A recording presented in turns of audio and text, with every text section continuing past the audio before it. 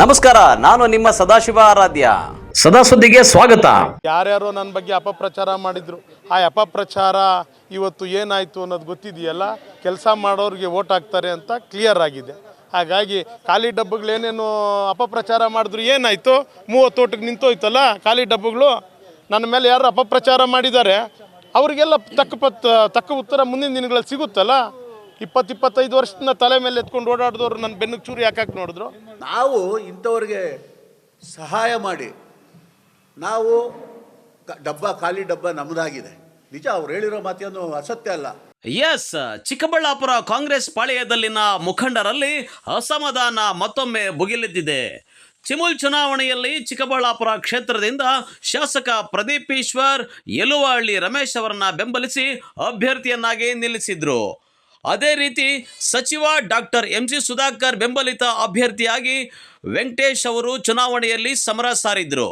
ವಿಧಾನಸಭಾ ಚುನಾವಣೆಯಲ್ಲಿ ಶಾಸಕ ಪ್ರದೀಪ್ ಈಶ್ವರ್ ಗೆಲುವಿಗೆ ಬಹುಮುಖ್ಯ ಪಾತ್ರ ವಹಿಸಿದ್ದ NC ವೆಂಕಟೇಶ್ ಅಲಿಯಾಸ್ ಭರಣಿ ವೆಂಕಟೇಶ್ ಅವರು ಕಾಲಕ್ರಮೇಣ ಒಂದೇ ಪಕ್ಷದಲ್ಲಿ ವಿರೋಧಿಗಳ ರೀತಿಯಾಗಿದ್ರು.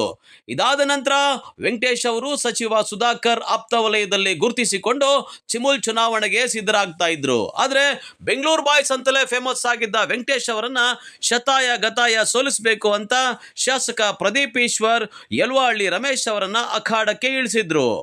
ಅದರಂತೆ ರಾಜಕೀಯ ತಂತ್ರ, ರೆಸಾರ್ಟ್ ರಾಜಕೀಯ ಎಲ್ಲವೂ ನಡೆದಿತ್ತು. ಆದರೆ ಮತದಾರರು ಮಾತ್ರ ಸಚಿವ ಸುಧಾಕರ್ ಬೆಂಬಲಿತ ಅಭ್ಯರ್ಥಿ ವೆಂಕಟೇಶ್ ರವರಿಗೆ ಮತ ನೀಡಿ ಗೆಲ್ಲಿಸಿದ್ರು. ಇನ್ನು ಗೆದ್ದ ಖುಷಿಯಲ್ಲಿದ್ದ ವೆಂಕಟೇಶ್ ಅವರು ಶಾಸಕ ಪ್ರದೀಪ್ ಈಶ್ವರ್ ಮತ್ತು ಅವರ ಬೆಂಬಲಿಗರ ವಿರುದ್ಧ ಪರೋಕ್ಷವಾಗಿ ಖಾಲಿ ಡಬ್ಬ ಎಂದು ಪದ ಬಳಸಿ ಆಕ್ರೋಶ ಹೊರಹಾಕಿದ್ರು. ನಾನು 6 ವರ್ಷದಿಂದ ಕೋಲಾರ ಚಿಕ್ಕಬಳ್ಳಾಪುರ ಮಿಲ್ಕ್ ಯೂನಿಯನ್ನಲ್ಲಿ ಹಾಲು ಒಕ್ಕೂಟದಲ್ಲಿ 6 ವರ್ಷದಿಂದ ಕೆಲಸ ಮಾಡ್ಕೊಂಬಂದಿದ್ದೆ. ಆ ಕೆಲಸಕ್ಕೆ ಪ್ರತಿಫಲ ಸಿಕ್ಕಿದೆ. ಅಷ್ಟು ಬಿಟ್ಟರೆ ಬೇರೆ ಇನ್ನೇನೂ ಇಲ್ಲ. ಯಾರ್ಯಾರೋ ನನ್ನ ಬಗ್ಗೆ ಅಪಪ್ರಚಾರ ಮಾಡಿದರು. ಆ ಅಪಪ್ರಚಾರ ಇವತ್ತು ಏನಾಯಿತು ಅನ್ನೋದು ಗೊತ್ತಿದೆಯಲ್ಲ. ಕೆಲಸ ಮಾಡೋರಿಗೆ ವೋಟ್ ಹಾಕ್ತಾರೆ ಅಂತ ಕ್ಲಿಯರ್ ಆಗಿದೆ. ಹಾಗಾಗಿ ಖಾಲಿ ಡಬ್ಬಗಳೇನೇನು ಅಪಪ್ರಚಾರ ಮಾಡಿದ್ರು ಏನಾಯಿತು? 30 ಓಟಿಗೆ ನಿಂತೋಯ್ತಲ್ಲ ಖಾಲಿ ಡಬ್ಬಗಳು. ನನ್ನ ಮೇಲೆ ಯಾರು ಅಪಪ್ರಚಾರ ಮಾಡಿದ್ದಾರೆ ಅವರಿಗೆಲ್ಲ ತಕ್ಕ ಉತ್ತರ ಮುಂದಿನ ದಿನಗಳಲ್ಲಿ ಸಿಗುತ್ತಲ್ಲ. 20-25 ವರ್ಷದಿಂದ ತಲೆ ಮೇಲೆ ಎತ್ಕೊಂಡು ಓಡಾಡಿದವರು ನನ್ನ ಬೆನ್ನಿಗೆ ಚೂರಿ ಯಾಕೆ ನೋಡಿದ್ರು?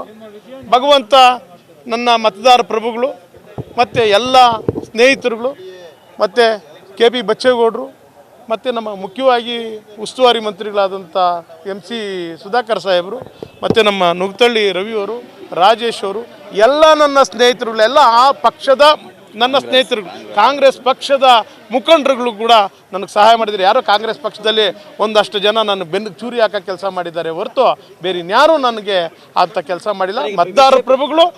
ಇನ್ನು ಚಿಮುಲ್ ನಿರ್ದೇಶಕರ ಚುನಾವಣೆಯಲ್ಲಿ ಯಲುವಹಳ್ಳಿ ರಮೇಶ್ ಅವರು ಸೋತ ಬಳಿಕ ವೆಂಕಟೇಶ್ ರವರ ಹೇಳಿಕೆಗೆ ಕೆಂಡಾಮಂಡಲ ಆಗಿರುವ ಲೋಕಲ್ ಬಾಯ್ಸ್ ಚಿಕ್ಕಬಳ್ಳಾಪುರ ಪತ್ರಕರ್ತರ ಭವನದಲ್ಲಿ ಸುದ್ದಿಗೋಷ್ಠಿ ನಡೆಸಿ ಬೆಂಗಳೂರು ಬಾಯ್ಸ್ ವಿರುದ್ಧ ಬೆಂಕಿ ಕಾರಿದ್ದು ಬಹಿರಂಗ ಚರ್ಚೆಗೆ ಆಹ್ವಾನಿಸಿದ್ದಾರೆ. ರಮೇಶ್ ಅವರ ಪರವಾಗಿ ಓಡಾಡಿದ್ದೀನಿ. ನಾನು ಓಡಾಡಿಲ್ಲ ಅಂತ ಹೇಳ್ತಾ ಇಲ್ಲ.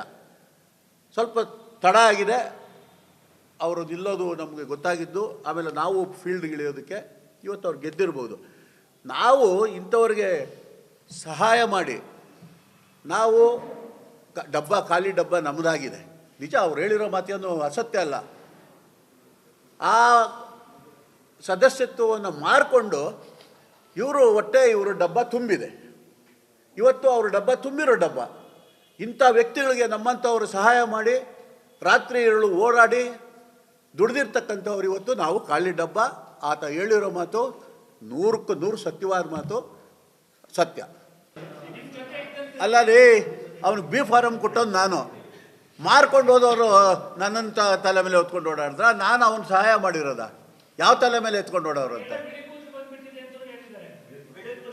ಅವ್ರ ಗಡ್ಡ ನೋಡಿ, ಅವ್ರ ಗಡ್ಡ ನೋಡ್ಬಿಟ್ಟು ಹೇಳಿ, ಅವ್ರ ಗಡ್ಡ ನೋಡ್ಬಿಟ್ಟು ಹೇಳಿ. ಅವ್ರ ಗಡ್ಡನೂ ಕೂದಲು ಸ್ವಲ್ಪ ತಾವು ನೋಡಿ. ಈಗ ನಮ್ಮನ್ನು ನೋಡಿ, ಅವ್ನು ನನಗಿಂತ 10 ವರ್ಷ ಚಿಕ್ಕವನು. ಕುಡಿಸಿ ಇಲ್ಲಿ ನಿಮ್ಮ ಮುಂದೆ ಚರ್ಚೆ ನಡೀಲಿ. ಇಬ್ಬರಿಗೂ ಹೊಲ್ಸು ತಿನ್ನೋ ಕೆಲಸ ಮಾಡಿಬಿಟ್ಟು ಏನು ಆಂಜನಪ್ಪನ ತಲೆ ಮೇಲೆ ಹೊತ್ಕೊಂಡು ಏನೋ ಓಡಾಡ್ಬಿಟ್ಟು ಅಂತೆ. ನಾವು ರಾಜಕೀಯನೇ ಬೇಡ ಅಂತ ಇವನು ಮಾಡಿದ ಕೆಲಸಕ್ಕೆ ಮೊಯ್ಲಿಯವ್ರ ಹತ್ರ ಉಗಿಸ್ಕೊಂಡಿದ್ದೀನಿ. ನಾನು ನನ್ನ ಜೀವನದಲ್ಲಿ ನಮ್ಮ ತಂದೆ ದೇವರಾಜ್ ಅರಸು ಅವ್ರ ಮಕ್ಕಳಿಂದ ಹೆಚ್ಚಾಗಿ ಪ್ರೀತಿಸಿದ್ದಾರೆ ನನ್ನನ್ನು. ಜಯೇಶ್ ಪಟೇಲಿಂದ ಬಂಗಾರಪ್ಪನಾದಿಯಾಗಿ ಇವನು ಮಾಡಿದ್ದ ಹೆಚ್ಚಿಗೆ ಕೆಲಸದಿಂದ ನಿಮ್ಮ ಜೊತೆಯಲ್ಲಿರೋರು, ನೀವು ಬಿ ಫಾರ್ಮ್ ಕೊಟ್ಟವರು ನಿಮ್ಮ ಜೊತೆಯಲ್ಲಿ ಇಲ್ಲ, ಎಂಥ ರಾಜಕೀಯ ಮಾಡುವುದು ನೀವು ಅಂತ ಮೊಯ್ಲಿ ಅವರು ಕೇಳಿದ್ದವತ್ತು ನನ್ನನ್ನು. ಅವತ್ತು ಹೇಳಿದ ನಾನು, ಇವತ್ತಿನಿಂದ ನನಗೆ ಅಸೆಂಬ್ಲಿಗೆ ಸೀಟೇ ಸಿಗೋದಿಲ್ಲ ಅಂತ. ಕೇಳ್ಕೊಳ್ಳಿ, ಶಿವಶಂಕರ್ ರೆಡ್ಡಿ ಸಾಕ್ಷಿ ಇದ್ದಾರೆ. ಚಿಕ್ಕಬಳ್ಳಾಪುರ ತಾಲೂಕು ಮುಖಂಡರುಗಳಿಗೆಲ್ಲ ಗೊತ್ತಿದೆ ಈ ಸಬ್ಜೆಕ್ಟು. ಅವನು ನಮ್ಮನ್ನು ತಲೆ ಮೇಲೆ ಹೊತ್ಕೊಂಡು ಓಡಾಡ್ಬಿಟ್ನಂತ.